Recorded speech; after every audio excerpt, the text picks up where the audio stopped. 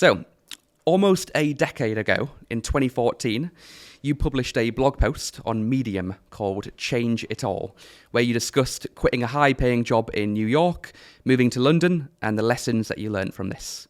What advice would you give to others who are going through a career change themselves? You've done your research. Yeah, I mean, that was 10 years ago. I was a consultant in New York.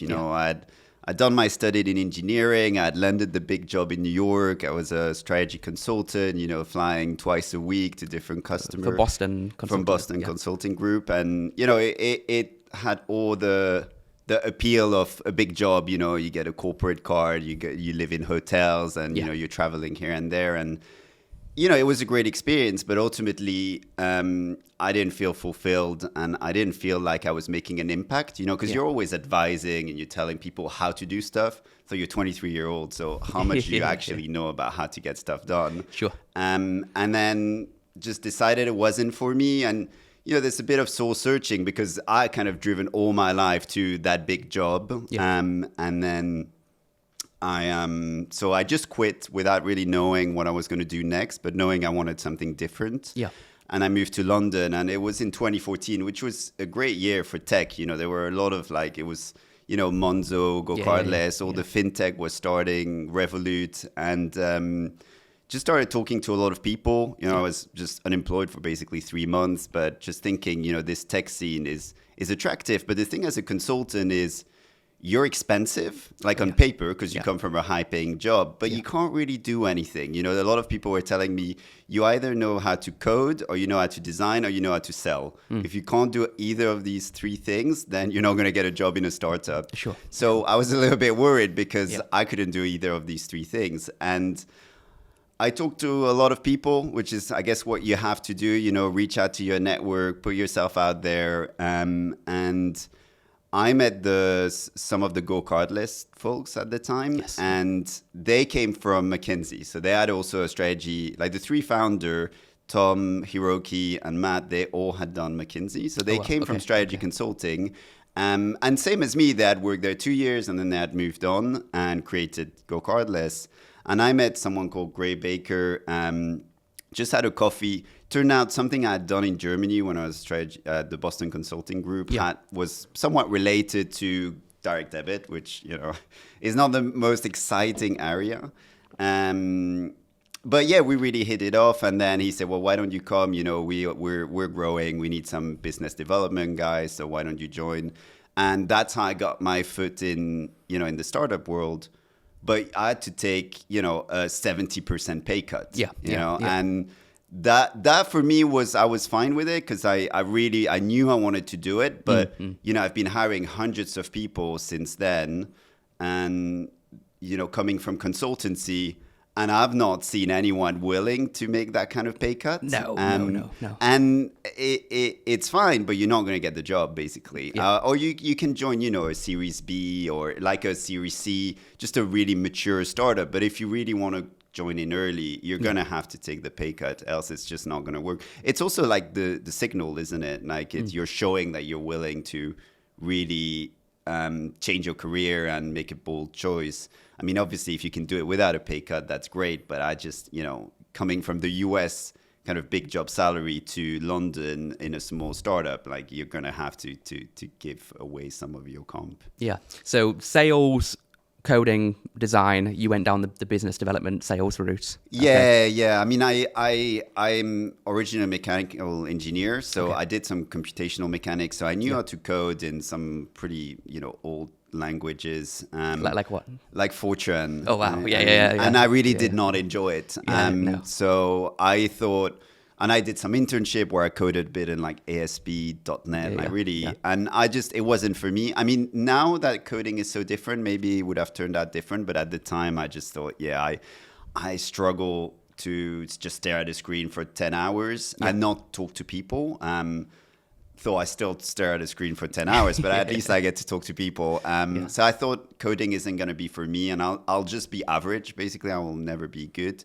Design, that I knew, no skill there. Sales, I didn't know. Consultant, typically it's client facing. You're interacting with customers. So I thought, yeah, maybe I know sales. Well, it turns out, and I think one of the co-founder, Matt Robinson, made it clear, I didn't know how to sell at all. Sure. But, there's this method of selling that's called consultative selling, and that I could learn, basically. And so I just went on and learned that. I love consultative selling because it's not really selling. It's not the stereotype you've got of some used car salesman. Exactly. You're just trying to understand their problem and offer a solution, essentially. Yeah, exactly. And I think that you have to check the sweet spot, because to do that type of selling, you need to sell to big companies, because in SaaS, smaller companies, it's going to be high velocity, it's going to be quite transactional, and you're not going to really have the time to do that kind of selling. Yeah. So I kind of pretty rapidly went toward enterprise sales, because that's just where my skill set was the most suited. And still now,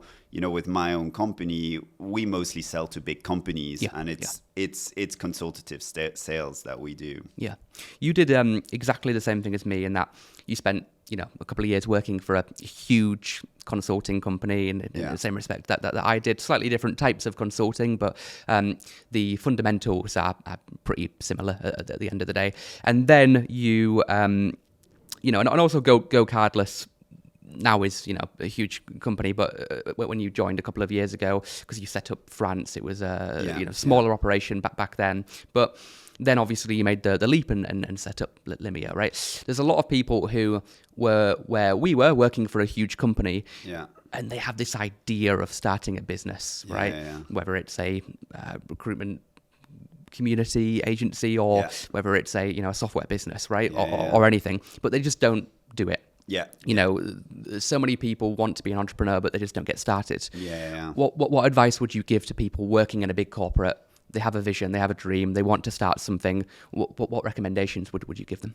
Yeah, it's a good question. I mean, and timing is everything, because, I created it at 28, and then at 29, I had my first child. And I don't think I would have gone and created something at 30 once that was done. So timing is important. But I think what really helped me is finding a co-founder.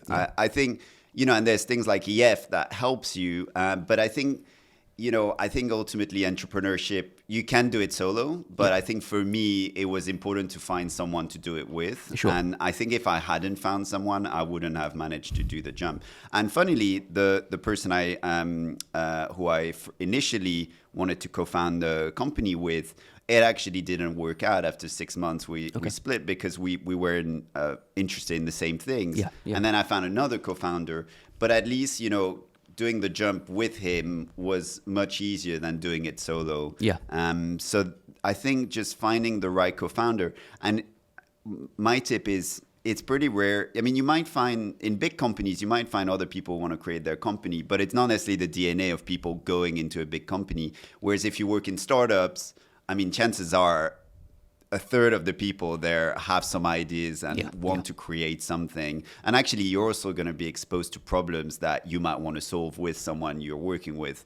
So I think in Go Cardless, I mean, when I worked there, after that, I think about 10 different people just went and created different companies. Go Cardless Mafia, basically. Yeah, exactly. And that's been amazing, actually, because it's just such a good community to kind of learn from. So the tip I would say is try to find a co-founder, but for that, put yourself in the circumstances of finding a co-founder. You have to be in a place or in a community or in a network where there are people who want to create their company. And I think that will help you jump, because it is a scary jump, when I did it, I always say, well, it's really easy. There's no interview. You just quit and you get started. But the truth is, it takes years to actually build something meaningful. And even then, the odds of success are really low. So doing it with someone does help. I mean, quitting a well-paying job and starting something where you have no guaranteed income is the hardest part, really. That decision. The rest is momentum afterwards. Trying to build it and build it and build it. But most people just don't start. And then that's where most people go wrong. No, that's it. And actually, you said something important there is, to create your own company, you need money. And I don't just mean you need VC money. You need money to pay your rent. So you got to build up some savings. And that also is a hard thing for people to, in London, it's expensive. It's hard to build up your saving. And then a lot of success is just time, right? So if you just have 3 months of saving and you say, I really need to create my startup in the next 3 months, there's a high odd that you're going to fail because it's just not enough time. So whereas if you have 1 year of saving and you're ready to lose it all, which I did, then you just got more runway, right? It's your personal runway, and that's really important. I mean, again, there's other things that can help you, like incubators, but at the end of the day, you still need to find a good idea, and you need to find like the good initial team, and that just takes time, and you can't really outsource that bit.